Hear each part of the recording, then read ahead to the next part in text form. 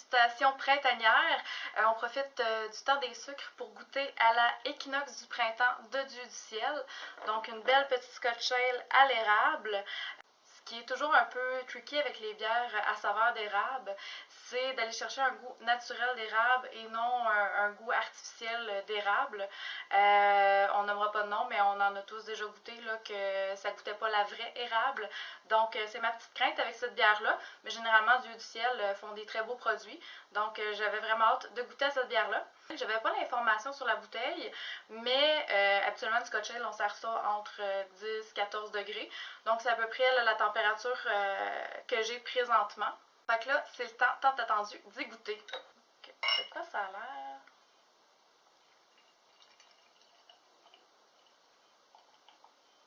Et honnêtement, j'ai même pas le nez dans le verre encore, puis je sens là, les arômes de cette bière-là qui viennent me rejoindre. On a vraiment un côté très sucré.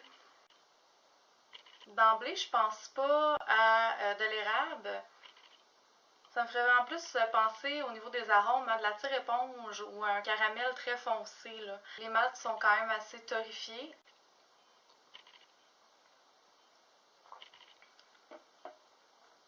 Le goût me fait vraiment plus penser à une tire-éponge qu'à un sirop d'érable. Si je regarde les ingrédients en arrière, c'est vraiment écrit que ça contient du sirop d'érable. Donc, au moins, on n'a pas de saveurs artificielles qui sont rajoutées à cette bière-là, ce qui est bon signe.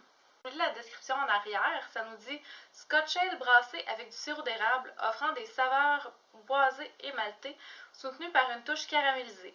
Le souffle chaud de l'alcool enrobe la bouche et rehausse les notes d'érable avec une finale sucrée, mais toutefois équilibrée. » C'est vrai que l'alcool est quand même bien présent. On sent vraiment qu'il vient nous réchauffer la gorge. C'est quand même une bière là, à 9,1% d'alcool. Vraiment agréable, c'est quelque chose que je recherche habituellement dans une Scotch Ale. Sérieusement, c'est un beau petit produit. Je vous dirais que plus je la goûte, plus je viens de chercher le léger goût d'érable.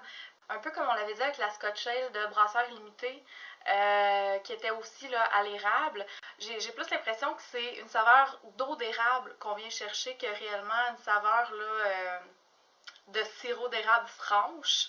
Une autre inquiétude que j'avais par rapport à cette bière-là avant d'y goûter, c'était vraiment que ce soit trop sucré. Mais honnêtement, l'amertume des grains vient vraiment balancer là, de façon très équilibrée le sucre finalement qui est contenu dans cette bière-là. Fait que ça se boit réellement très bien.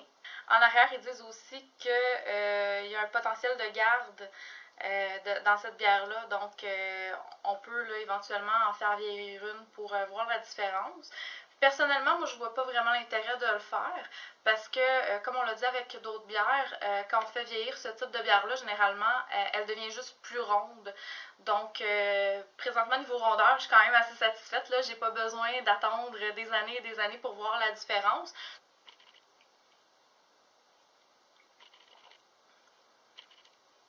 Ouais. Plus ça va, plus vraiment là, le côté érable est présent. Je vous dirais qu'au début, je sentais plus l'eau d'érable, mais au fil des gorgées, vraiment, là, je vois vraiment chercher plus le côté sirop d'érable. Sérieusement, moi, je vous la recommande, cette bière-là.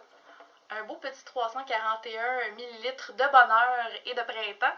L'alcool est vraiment présent, mais c'est pas désagréable, c'est juste réconfortant. C'est une comfort beer. J'ai lu sur internet, j'ai pas eu l'information de c'était quand, mais semblerait-il qu'il y a déjà eu une version de cette bière-là qui a été vieillie en fût de cognac. Je serais vraiment curieuse de voir la différence.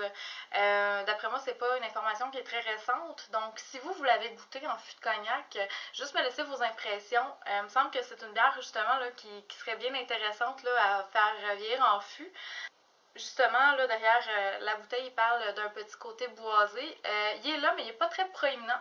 Donc, j'imagine que justement, en la faisant vieillir en fût de cognac, là, on irait vraiment rechercher ces saveurs-là. Puis, avec l'alcool qui est déjà présent, là, ça viendrait sûrement leur rajouter un gros punch. Probablement que vous êtes plusieurs à l'avoir déjà goûté. Donc, si ça vous tente d'échanger là-dessus, gênez-vous pas dans les commentaires en bas. Donc, je vais aller finir ce petit joyau de Scotch Ale tranquillos. Si vous avez des suggestions de dégustation, des commentaires ou des questions, vous pouvez le faire via notre page Facebook Fin Buveur. Sinon, vous pouvez nous écrire directement sur notre Gmail à finsbuveurs@gmail.com. Je vous souhaite à tous une excellente fin de journée, puis on se voit bientôt dans une prochaine vidéo. Salut!